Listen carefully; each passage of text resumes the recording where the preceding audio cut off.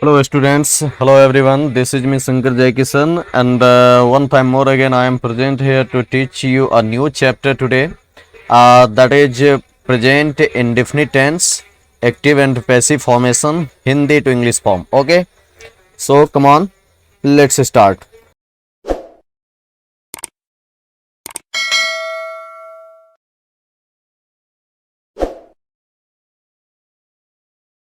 But before starting, you are most welcome to my YouTube channel, The Universe English Institute. And now, come on, let's start. आज Hindi to English के formation में ये present indefinite tense का जो है active and passive formation पढ़ाऊंगा। और इसमें क्या है कि एक्टिव वॉइस जो आप ये देख रहे हैं, एक्टिव वॉइस एक्चुअली जो आप लोग टेंस में पढ़े हैं ना, ये वही एक्टिव होता है।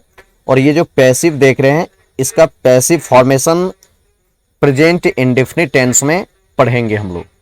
तो एक्टिव वॉइस जो होता है, इसका जो आइडेंटिफिकेशंस हैं, इसके आइडेंटिफिकेशंस को देखिए। एक्चुअली ये हिंदी टू इंग्लिश का फॉर्मेशन पढ़ा रहा हूँ, इसीलिए आपको हिंदी टू इंग्लिश में इसका आइडेंटिफिकेशंस और स्ट्रक्चर्स वगैरह जरूरी है। इसीलिए इसके आइडेंटिफिकेशंस को पहले देखिए।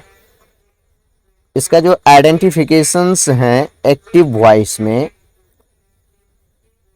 आइडेंटिफिकेशंस आई मीन इसकी जो पहचान होती है कि आप सेंटेंस को कैसे आइडेंटिफाई कीजिएगा कि आप जो सेंटेंस पढ़ने जा रहे हैं वो एक्टिव पढ़ रहे हैं या पैसिव पढ़ रहे हैं। आपके पास जो एक्टिव का सेंटेंस है तो एक्टिव के स्ट्रक्चर पर कैसे सॉल्व कीजिएगा, पैसिव का अगर है तो पैसिव के स्ट्रक्चर पर कैसे सॉल्व कीजिएगा। तो ये सारे टर्म्स और कंडीशंस को आप लोग यहाँ पर समझिए। ये जो प्रेजेंट इंडेफिनिट टेंस होता है, इसका जो एक्टिव फॉर्म होता है, एक्टिव फॉर्म में जो आइडेंटिफिकेशंस होता है वो है इस तरह से, क्रिया के अंत में, क्रिया के अंत में, यानी हिंदी सेंटेंस का जो वर्ब होगा उस वर्ब के अंत में ऐसा क्या लगा रहेगा जो प्रेजेंट इंडेफिनिट टेंस को इंडिकेट करेगा और एक्टिव फॉर्म को इंडिकेट करेगा। तो इसको समझने के लिए आप यहां जानिए, क्रिया के अंत में जो है ता है। आप लोग अच्छी तरह से ये टेंस में पढ़े होंगे। ता है, ती है, ते हैं, ता हूं, एक कॉमन सा चीज है, ये सब आप लोग अच्छी तरह से जानते होंगे। बट एक्टिव और पैसिव को आप पढ़ रहे हैं तो इसीलिए ये जानना यहां पर जरूरी है। ती हूं, ते हो, यानी ये जो आइडेंटिफिकेशंस है ये प्रेजेंट इंडेफिनिट टेंस के एक्टिव फॉर्म को इंडिकेट करने के लिए है। यानी सेंटेंस जो होगा उस सेंटेंस में जो वर्ब होगा वो एक्टिव फॉर्म में होगा। करेक्ट? तो एक्टिव फॉर्म में होगा। अब जैसे देखिए यहां खाता है, तो आप देख रहे हैं at the end of the verb क्या है, ता है।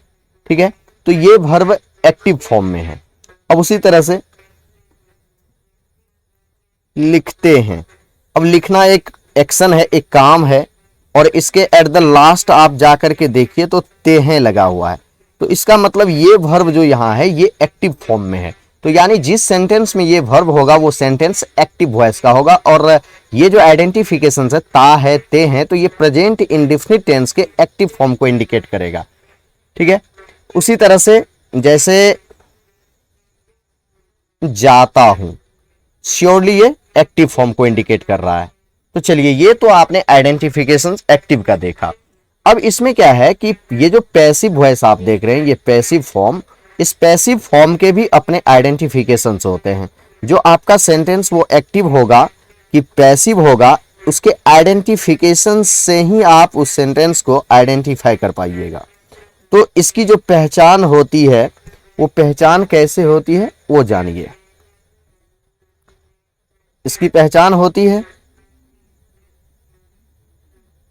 क्रिया के अंत में। ओके, क्रिया के अंत में। अब या जाता है, ये जो आप देख रहे हैं ये at the end of the verb अगर ये लगा हुआ है ना, तो वो सेंटेंस जो होगा आपका वो पैसिव का होगा। किसका होगा? पैसिव वॉइस का वो सेंटेंस होगा, वो वर्ब पैसिव में होगा। या जाता है, ई जाती है, ये आइडेंटिफिकेशंस जो आप देख रहे हैं ये पैसिव का है इसी टेंस में। ए जाते हैं, ये भी पैसिव का ही आइडेंटिफिकेशंस है। अब इसी में यूनिट में देखिए, जैसे आ जाता है, ये अगर at the end of the verb लगा हुआ है ना, क्रिया के अंत में आ जाता है, तो वो वर्ब जो होगा वो पैसिव को, ये सारे आइडेंटिफिकेशंस पैसिव को इंडिकेट करता है। इसी में यूनिट में एक और जाएगा, ई जाती है, ठीक है, तो ये जो है ये भी पैसिव को ही इंडिकेट करेगा। अब इसी में ए जाते हैं, ये भी आपका पैसिव का होगा। आप हिंदी टू इंग्लिश के फॉर्म को अगर जान जाएंगे तो लिटरेचर आपका बहुत ज़्यादा स्ट्रांग हो जाएगा। ओके, तो आपको यहाँ सीखना है, न कि इंग्लिश टू इंग्लिश के फॉर्मेशन से आप तो सिर्फ एक्टिव को पैसिव में कन्वर्ट कर दीजिएगा, इससे ज़्यादा आप कुछ कर नहीं पाइएगा। आपको अगर लिटरेचर सीखना है ना, तो हिंदी टू इंग्लिश के फॉर्मेशंस को अच्छी तरह से समझना होगा। तो ये आप एक्टिव और पैसिव के आइडेंटिफिकेशंस को देख लीजिए। जैसे इसमें एक वर्ब मैं लिख रहा हूं, अब जैसे देखिए, कहा जाता है, कहा जाता है, यहां देख रहे हैं आ जाता है, किसी के द्वारा कहा जाता है। तो ये जो प्रेजेंट इंडेफिनिट टेंस का एक्टिव और पैसिव एक्चुअली हम पढ़ा रहे हैं, तो ये एक्टिव पैसिव पढ़ाने का मकसद ये होता है कि लोग सेंटेंसेस जो होते हैं वो दो तरह से बोलते हैं, कोई एक्टिव में बोलते हैं तो कोई पैसिव में उसको बोलते हैं। Suppose if you are speaking any types of sentence and you don't have knowledge what types of sentence you are speaking, active and passive, there you can confused. okay, so यहाँ पर आपको जानना जरूरी हो जाएगा कि एक्टिव फॉर्मेशन मेरा है या पैसिव फॉर्मेशन मेरा है। तो चलिए एक्टिव और पैसिव को हिंदी टू इंग्लिश के फॉर्म में हम लोग देखते हैं। तो एक्टिव वॉइस जो होता है, एक्टिव वॉइस और पैसिव वॉइस, ये आप यहाँ पर आइडेंटिफिकेशंस को आपने देख लिया ऊपर। अब इसके नीचे अगर आपके पास पहचान है, देख रहे हैं ये सारे एक्टिव के हैं, और राइट साइड जो आप यहां देख रहे हैं ये सारे पैसिव के आइडेंटिफिकेशंस है, ये सारे पैसिव के आइडेंटिफिकेशंस है। आप लोग कॉपी में नोट करते जाइएगा। ओके, तो ये एक्टिव का है और ये पैसिव का है। तो अगर सेंटेंस एक्टिव का है तो आपके पास एक्टिव का स्ट्रक्चर भी होना चाहिए, जिस स्ट्रक्चर पर आप सेंटेंस को इंग्लिश में ट्रांसफॉर्म कीजिएगा। ओके, तो देखिए एक्टिव में एज यू नो कि आप प्रेजेंट इंडेफिनिट टेंस अगर पढ़े हैं तो इसका स्ट्रक्चर पढ़े होंगे, subject plus V1 form of the verb और V5 form of the verb. Any of these two forms is used in this tense in active form. Okay, then object, तो ये देख रहे हैं subject plus V1 V5 plus object. यहां पर मैं आप लोगों को बता दूं कि V1 जो होता है, V1 यानी first form of the verb, ये प्लूरल होता है। क्या होता है? प्लूरल होता है, याद रखिएगा। और V5 जो होता है यानी fifth form of the verb, ये सिंगुलर होता है, ये सिंगुलर होता है। तो वर्ब में अपोजिट होता है नाउन के। नाउन में अगर आप SEIS ऐड कर देते हैं तो वो प्लूरल फॉर्म में कन्वर्ट हो जाता है, बट वर्ब पहले से ही अपने प्राइम फॉर्म में जो है वो प्लूरल रहता है। अगर वर्ब में SEIS आप ऐड कर देते हैं ना तो वो सिंगुलर हो जाता है। ये आप लोग समझ लीजिए अच्छी तरह से। अब जैसे मैं आपको बताऊं, जैसे देखिए गो, कम, रीड, टीच, ये सारे first form of the verb है, यानी V1 फॉर्म है। और V1 फॉर्म अगर है तो ये सारे अभी प्लूरल है, ये सारे अभी प्लूरल है। अगर मैं इसी में लिख दूं गोज, कम्स, रीड्स, टीचेज, तो ये सारे fifth form of the verb है, यानी V5 है। और V5 अगर है तो ये सारे वर्ब के फॉर्म जो हैं ये सिंगुलर हैं। तो चलिए ये सारी चीज़ें मैंने आप लोगों को टेंस में पढ़ाया है, इन डिटेल्स पढ़ाया है। इसमें मेरे ख्याल से कोई दिक्कत नहीं होनी चाहिए। फिर भी कोई दिक्कत हो तो आप लोग पूछिएगा। चलिए तो और पैसिव वॉइस जो हम लोग अभी पढ़ेंगे, तो पैसिव वॉइस का हमारा एक्टिव का तो ये स्ट्रक्चर हो गया, subject plus V1 V5 plus object. And passive का जो फॉर्म होगा इन इंग्लिश वो ऐसे होगा, subject plus is am are plus V3 plus object, यानी third form of the verb. तो ये पैसिव का फॉर्म होगा स्ट्रक्चर फॉर्म। इस स्ट्रक्चर के फॉर्म पर हम उस सेंटेंस को सॉल्व करेंगे, तो मेरा पैसिव का ट्रांसलेशन सॉल्व होगा। अगर सेंटेंस एक्टिव होगा तो एक्टिव पर बैठाएंगे, और अगर पैसिव होगा तो पैसिव के फॉर्म पर बैठाएंगे। ठीक है। अब यहां पर एक चीज और मैं आप लोगों को बता दूं, एक्टिव से पैसिव में अगर आप कन्वर्ट करने के लिए जाते हैं तो कुछ चीजें याद रखनी ये होगी कि वर्ब दो होते हैं। अगर प्रिंसिपल वर्ब की आप बात करेंगे तो वो दो पार्ट्स में डिवाइडेड होता है, एक होता है ट्रांजिटिव वर्ब और दूसरा होता है इंट्रांजिटिव वर्ब। ठीक है। तो ट्रांजिटिव वर्ब जो होता है, ट्रांजिटिव वर्ब के फॉर्म को आप एक्टिव से पैसिव में कन्वर्ट कर सकते हैं, बट इंट्रांजिटिव वर्ब जो होता है उसको आप एक्टिव से पैसिव में कन्वर्ट नहीं कर सकते। अब जैसे ट्रांजिटिव वर्ब की अगर बात करूं, अब जैसे देखिए टीच, तो टीच का आप पैसिव वॉइस में टॉट तो लिख देते हैं। अगर मैं आपको कहूं कि लिव, लिव का लिव्ड तो होगा बट इसका पैसिव में यूज नहीं होगा, इसका पैसिव फॉर्म नहीं होगा। ठीक है।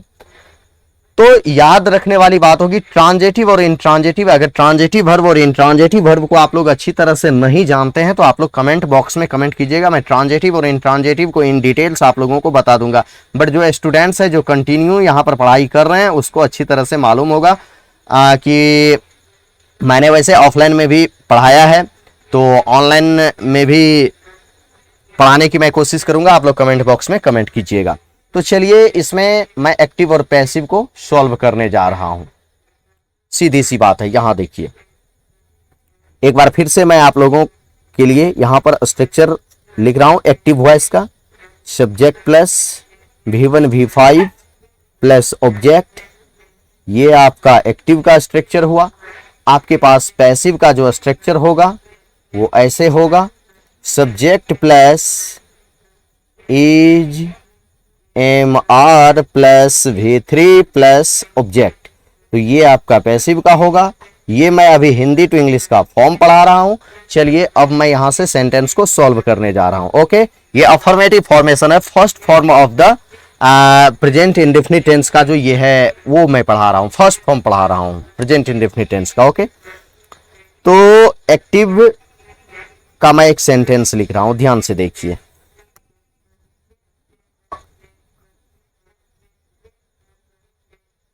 शिक्षक हम लोगों को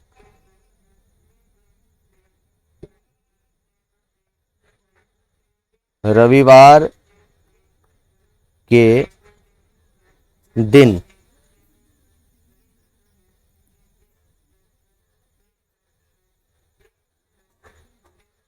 दो घंटे पढ़ाते हैं। अब देखिए प्रेजेंट इंडेफिनिट टेंस के बारे में आप लोग ये जानते हैं कि सिंपली कोई वर्क अगर इस वक्त अभी हो रहा है तो वो प्रेजेंट इंडेफिनिट टेंस कहलाता है, एक्टिव फॉर्म कहलाता है। ठीक है।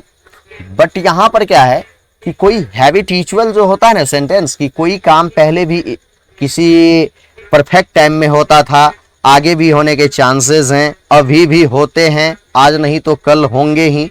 तो इस तरह से जैसे यहां देख लीजिए शिक्षक हम लोगों को रविवार के दिन 2 घंटे पढ़ाते हैं। अब ये जरूरी नहीं कि यहाँ रविवार का दिन आज ही है और अभी ही है, तो ये इस दिन ऐसा होता है। तो हैबिचुअल सेंटेंस जो होता है ना उसमें ये जरूरी नहीं होता है कि वो एक्शन अभी ही हो रहा है तो ही प्रेजेंट इंडेफिनिट होगा, ऐसा कुछ नहीं होता। हैबिचुअल सेंटेंस जो पहले होता था, हो रहा है या होगा, ऐसे habitual sentence present indefinite tense के पार्ट्स होते हैं। तो चलिए इसमें क्या कह रहा है, ये एक्टिव का सेंटेंस है। यहां देखिए पढ़ाते हैं, यानी अगर आप एक्टिव और पैसिव को पढ़ रहे हैं तो सीधे समझिए कोई एक्शन यदि कोई करता है ना तो वो एक्टिव फॉर्म में है, और कोई एक्शन किसी के द्वारा किया जाता है तो वो एक्शन जो होगा वो पैसिव फॉर्म को इंडिकेट करेगा।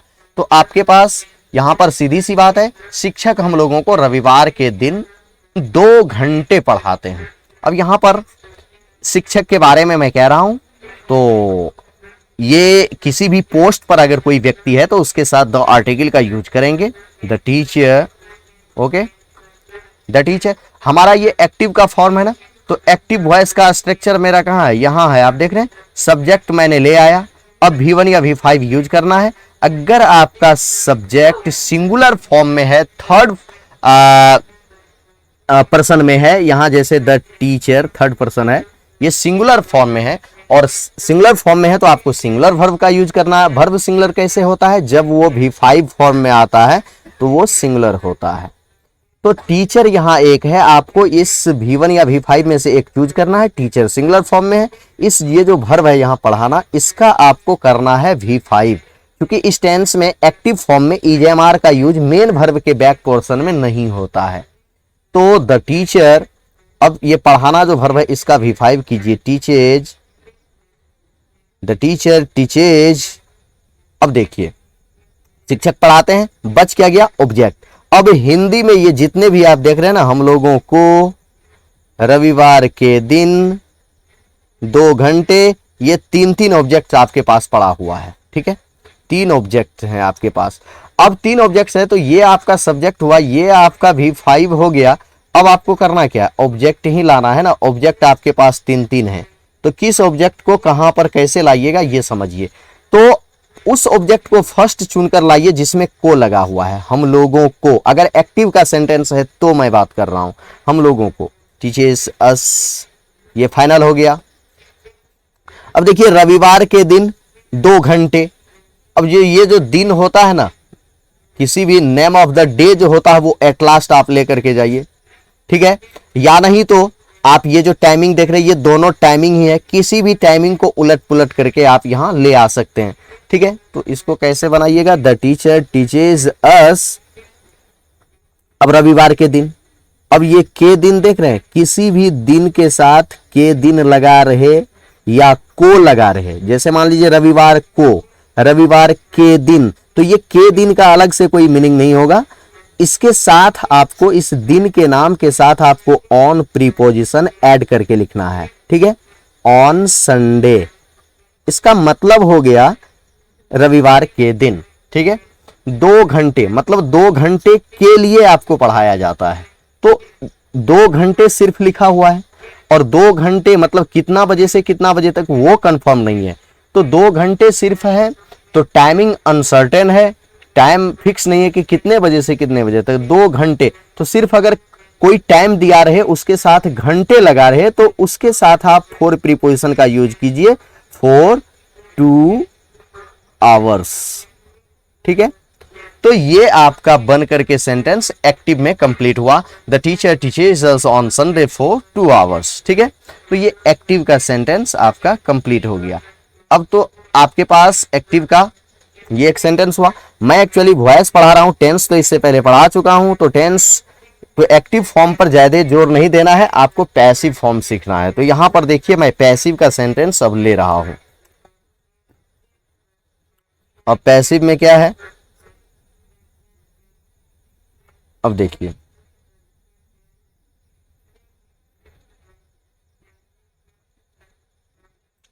इस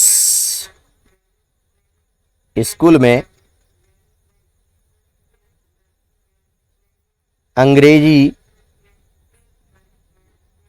इस स्कूल में अंग्रेजी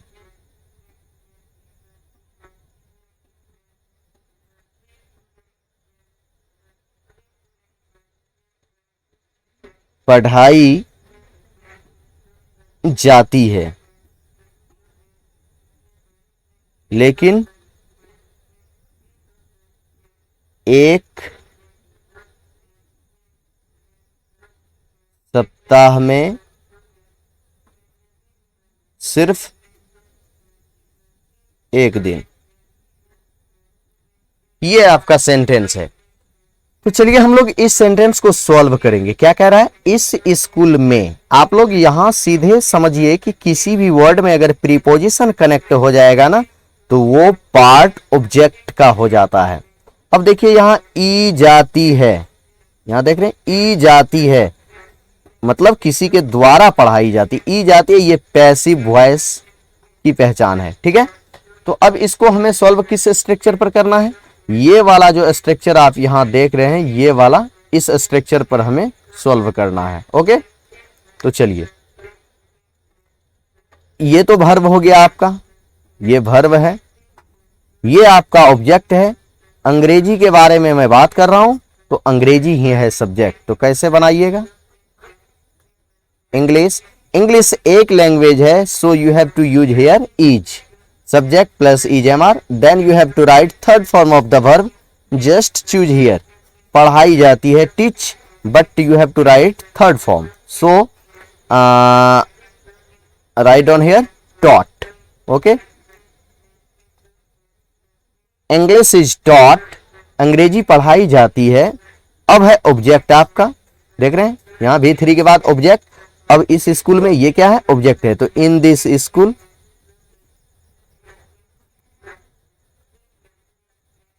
इन दिस स्कूल, ठीक है।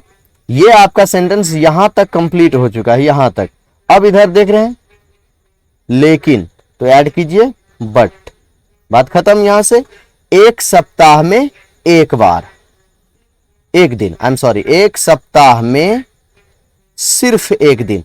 अब देख रहे हैं यहां दो दो वर्ड्स हैं, एक सप्ताह में, तो ये जो है ये में लगा है तो ये ऑब्जेक्ट है। ऑब्जेक्ट को जब भी लिखेंगे बाद में लिखेंगे।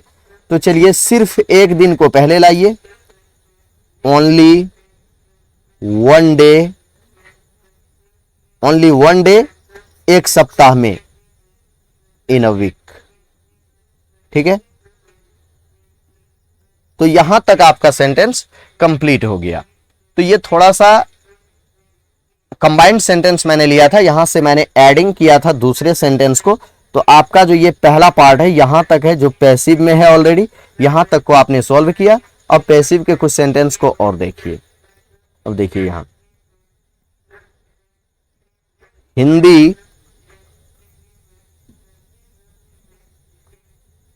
पूरे भारत में, पूरे भारत में बोली जाती है, हिंदी पूरे भारत में बोली जाती है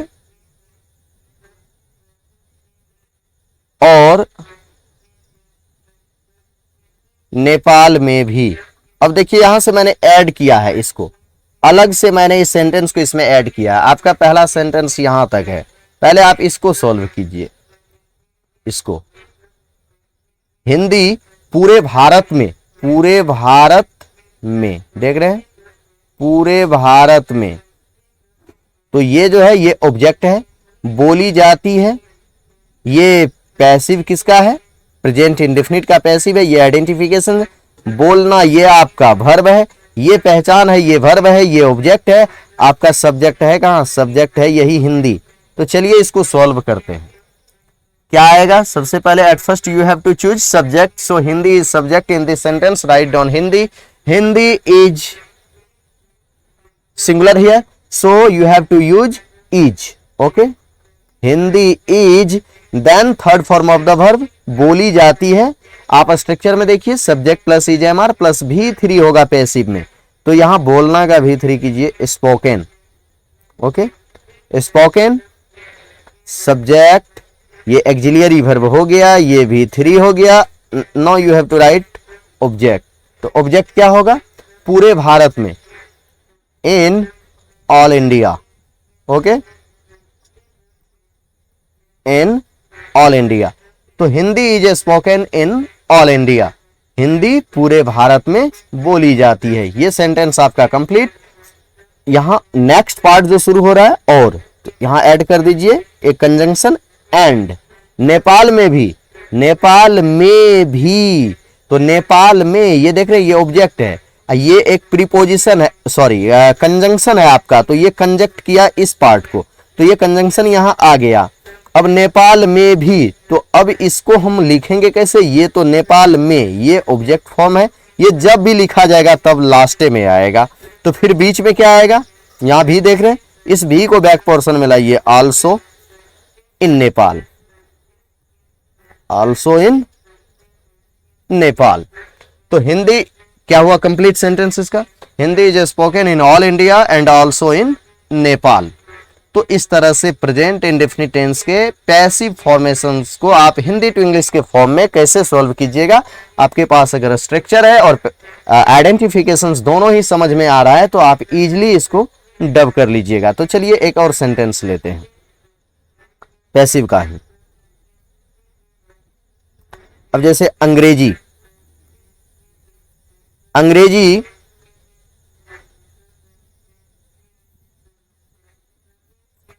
पूरी दुनिया में, अंग्रेजी पूरी दुनिया में बोली जाती है, बोली जाती है। अब ये एक नॉर्मल सा सेंटेंस है आपके पास। अब इसमें इसको आप इंग्लिश में डब करेंगे तो कैसे करेंगे आपको ये भी समझना जरूरी है। ई जाती है, समझिए अंग्रेजी खुद बोलती नहीं है, ये किसी के द्वारा यानी लोगों के द्वारा बोली जाती है। तो बोली जाती है, ये पैसिव फॉर्म को इंडिकेट कर रहा है, प्रेजेंट इंडेफिनिट टेंस के पैसिव फॉर्म को। ये बोली जाती है, ये आपका वर्ब है, ये तो पैसिव का आइडेंटिफिकेशन है आपका। तो पूरी दुनिया में, यहां देख रहे हैं प्रीपोजिशन एडेड वर्ड है, ये आपका ऑब्जेक्ट है। We are talking about English, so English is subject in this sentence. Right on here English as a subject. और इंग्लिश कितने, एक भाषा है, तो इंग्लिश के साथ आपको यूज करना है is. Then you have to write here third form of the verb, बोलना, speak, third form spoken, in पूरी दुनिया में, in all India, sorry in all over the world, all over the world. ठीक है, तो इस तरह से ये आपका सेंटेंस हुआ कंप्लीट। अब जैसे देखिए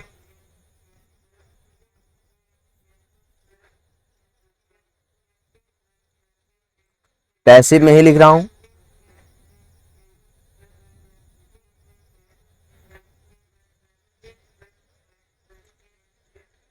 मोर को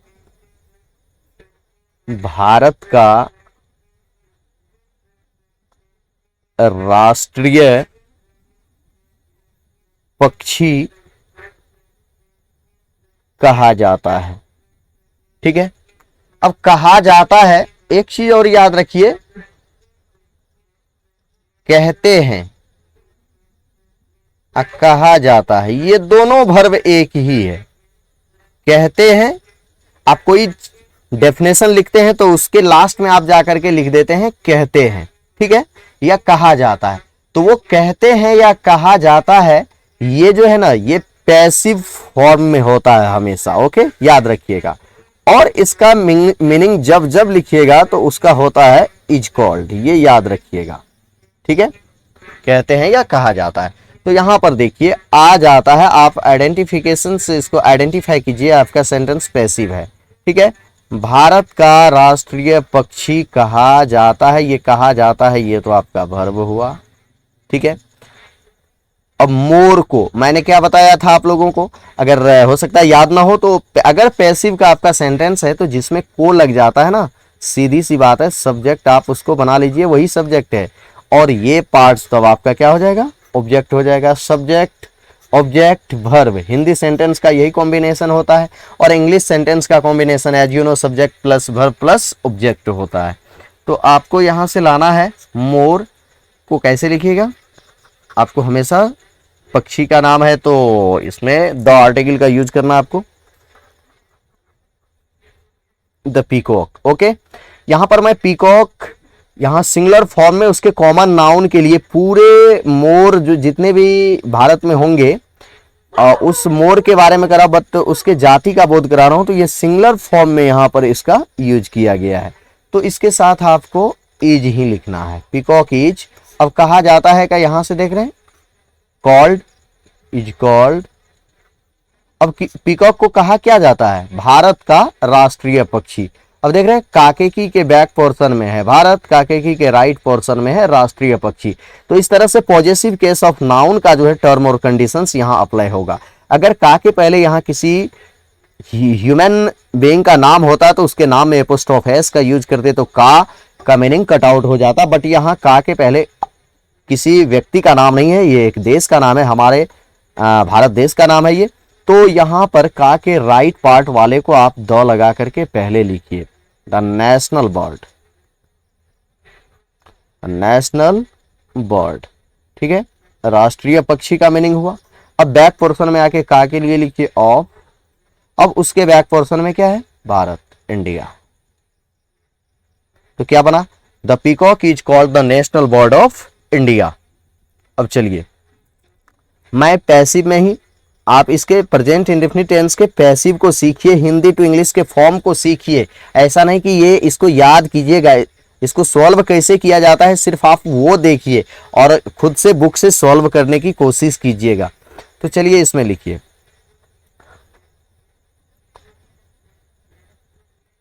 भारत में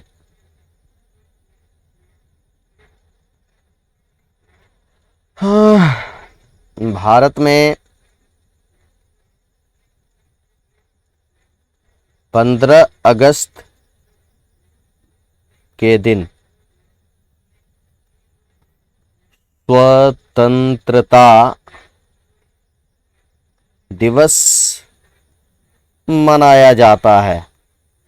अब देखिए मनता तो है नहीं ना, वो मनाया जाता है इंडियन पब्लिक के द्वारा, तो मनाया या जाता है, ये सर्टेनली ये सेंटेंस पैसिव को इंडिकेट कर रहा है। ये वर्ब का फॉर्म जो है ये पैसिव फॉर्म में है, ओके, तो ये सेंटेंस हमारा पैसिव का होगा। अब देखिए भारत में प्रीपोजिशन एडेड, ऑब्जेक्ट हो जाएगा। 15 अगस्त के दिन, ये के दिन जो देख रहे हैं ये एक ऑब्जेक्ट फॉर्म में आ गया। स्वतंत्रता दिवस मनाया जाता है, ये मैं कह रहा हूं कौन चीज मनाया जाता है, तो स्वतंत्रता दिवस। चलिए इसको बनाइए सब्जेक्ट, और स्वतंत्रता दिवस as you know national event है। The article will be used here, so write down the independence day.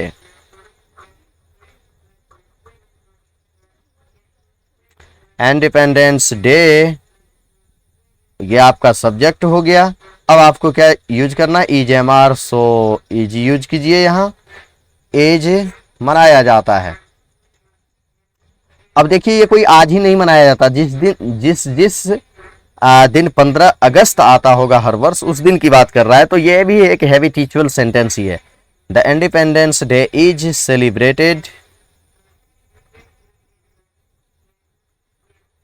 Celebrated मनाया जाता है। स्वतंत्रता दिवस मनाया जाता है का मीनिंग खत्म हो गया।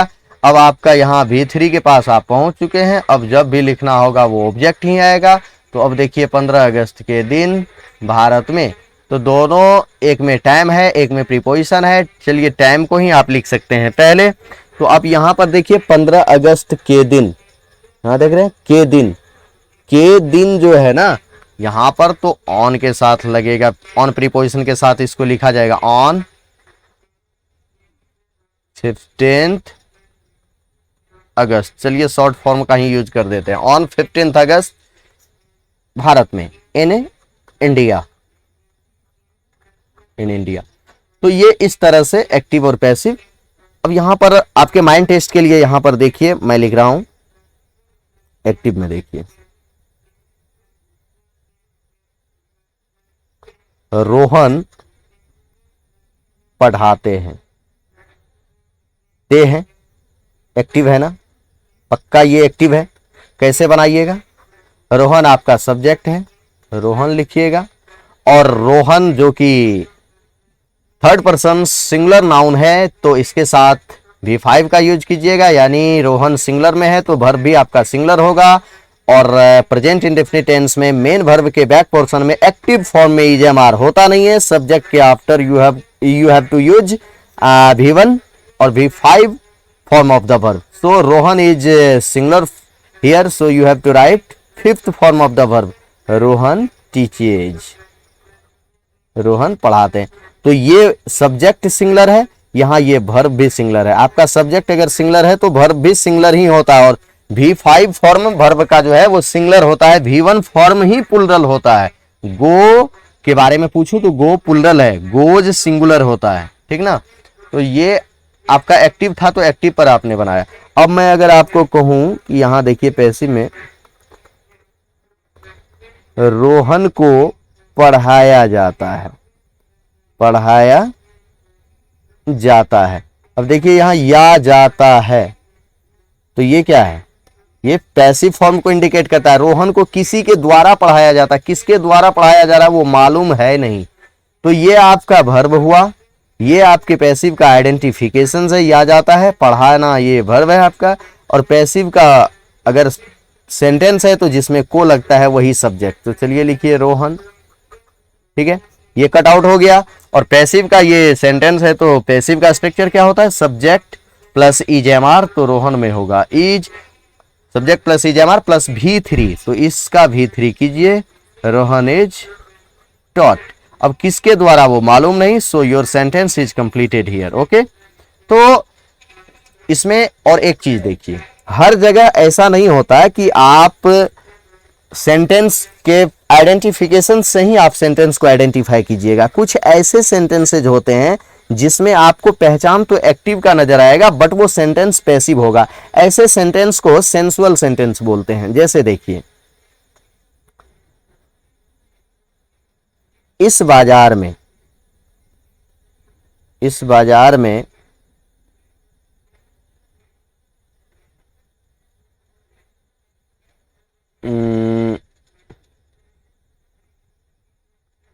चावल बिकता है,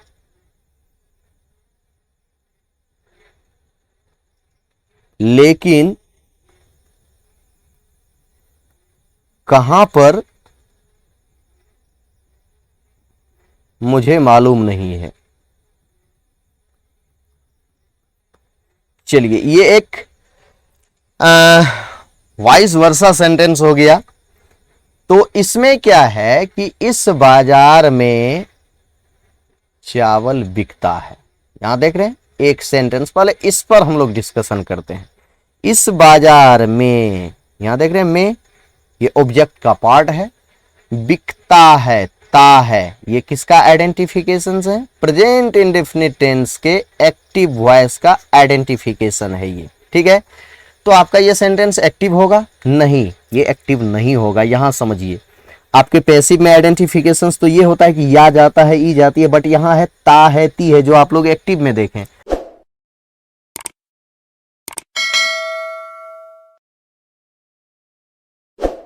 तो यहां पर आप अपने माइंड का यूज कीजिए कि चावल खुद से बिकता है या किसी के द्वारा बेचा जाता है। इस सेंटेंस को गौर से देखिए, अगर किसी के द्वारा कोई काम किया जाता है तो वो पैसिव होता है, तो ये सेंटेंस पैसिव का होगा। क्यों होगा, क्योंकि चावल खुद नहीं बिकता, चावल को किसी के द्वारा बेचा जाता है, तो ये सेंटेंस जो है आपका ये पैसिव का होगा, ये याद रखिएगा।